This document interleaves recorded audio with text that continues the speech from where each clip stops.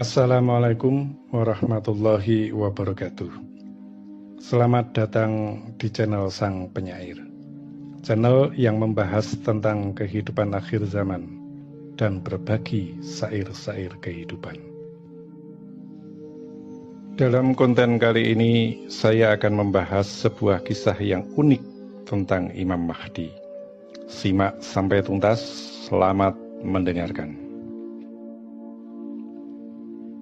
Hari itu sungguh siang yang diberi nikmat. Siang ketika aku duduk di sebuah warung makan, memesan makan dan minum untuk makan siangku. Setelah aku memesannya, kemudian aku keluarkan sebatang rokok, sambil menunggu makan tersajikan. Tiba-tiba ada 3 orang berwajah Arab yang masuk ke rumah makan tempat aku makan tersebut. Yang 2 orang duduk di meja sebelah yang berjarak dariku. Namun yang satunya lagi mendekati aku dan duduk di sampingku. Assalamualaikum, kata beliau sambil mengulurkan tangan. Kujawab, waalaikumsalam, sambil kujabat tangannya. Setelah beliau duduk, beliau mulai berkata menasihatiku dengan bahasa cerita. Beliau berkata, sungguh di negeri kita Nusantara ini, banyak yang mengerti dan memahami tentang adanya kisah akhir zaman dan juga akan datangnya Khalifatud Dunia Al-Imam Al-Mahdi radhiyallahu an. Mengapa aku katakan dengan gelar radhiyallahu an? Karena Imam Al-Mahdi itu hanya akan sampai pada tingkatan imam dan bukan seorang nabi. Memang ada banyak yang memberikan gelar alaihissalam, namun ketahuilah bahwa gelar alaihissalam itu hanya disandang oleh para nabiullah. Imam Mahdi itu adalah seorang habaib yang merupakan keturunan dari baginda Rasul Muhammad SAW. Kemudian aku bertanya kepadanya, apakah Anda orang keturunan Arab asli? Kemudian beliau menjawab, aku ini seorang habaib bernasabkan dari Rasulullah Muhammad SAW. Namun sudah terlalu lama aku hidup di negeri ini, bahkan sebelum negeri kita ini Indonesia meraih kemerdekaan. Mendengar jawaban itu membuatku tersentak, karena berdasarkan analisaku bahwa orang ini berusia dalam kisaran antara 40 sampai 50 tahun. Lalu bagaimana ia sudah ada di Nusantara sebelum merdeka? Namun aku tak berani untuk menanyakannya. Dan karena sebelum sampai aku bertanya, ia sudah melanjutkan ceritanya. Imam Al-Mahdi itu adalah bagian dari para habaib, karena beliau adalah darah dari Rasulullah, lanjut cerita beliau. Akan tetapi banyak orang yang tidak mengetahui, apakah beliau berkeluarga negaraan Arab, ataukah dari warga negara yang lainnya. Sebab memang keturunan dari Rasulullah itu menyebar ke seluruh dunia untuk menjadi penguat keberadaan bumi dengan darah-darah para kekasih Allah Subhanahu wa Ta'ala. Lalu apakah Imam Mahdi itu berwajah Arab? Ataukah berwajah campuran? Ataukah berdarah campuran? Sebentar lagi kamu akan mengetahuinya.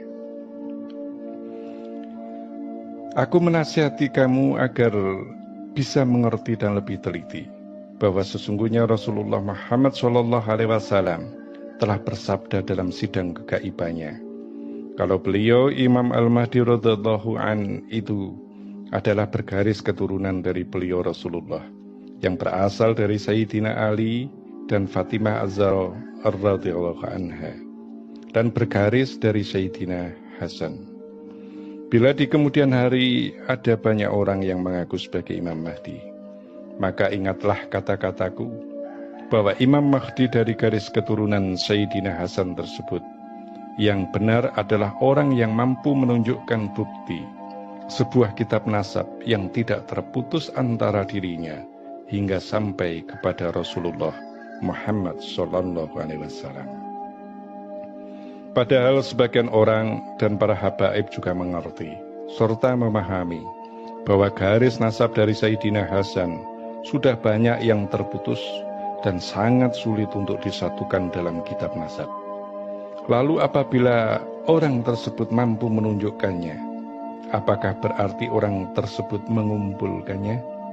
Nanti kamu juga akan tahu.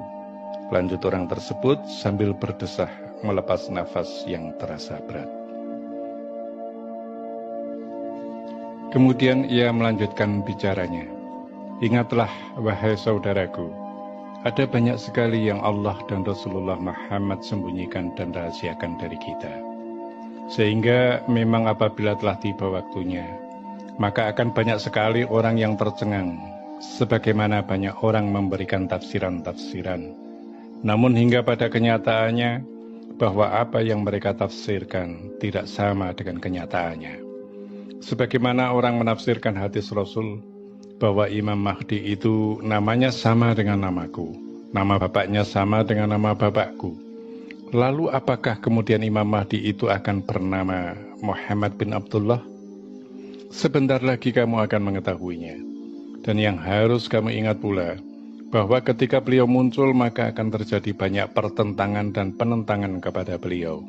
Karena banyak orang yang tidak bisa menerima kehadiran Imam Al-Mahdi yang tidak sesuai dengan penafsiran mereka. Bahkan cara kerja Imam Al-Mahdi itu pun tidak sesuai dengan yang mereka inginkan.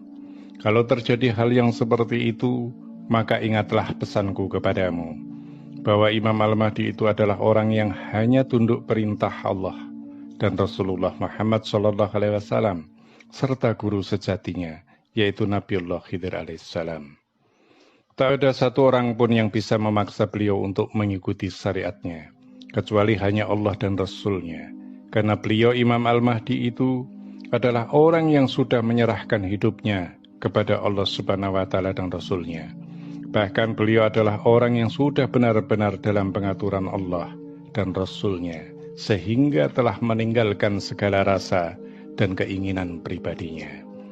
Maka ketika beliau dihadapkan dengan 1000 orang yang menantangnya, maka sesungguhnya tiada sedikit pun rasa gentar pada dirinya.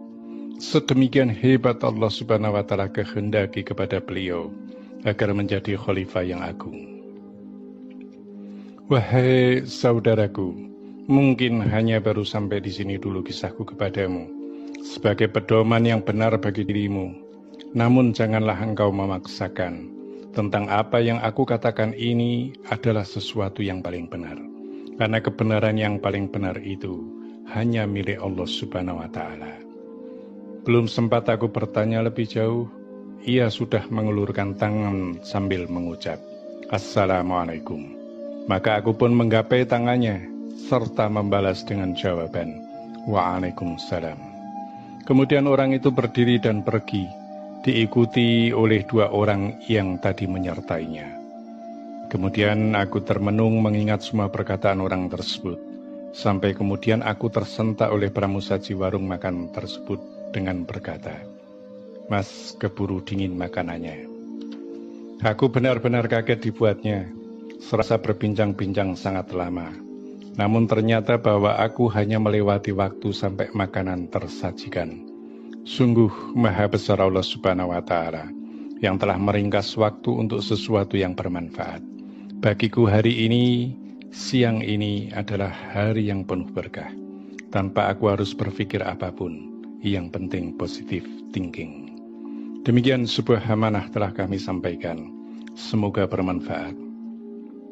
Dan bagi siapapun yang merasa tidak sama dengan pendapatku ini, maka sekali lagi aku sampaikan bahwa kebenaran yang paling benar hanyalah milik Allah Subhanahu wa Ta'ala. Terima kasih. Wassalamualaikum warahmatullahi wabarakatuh.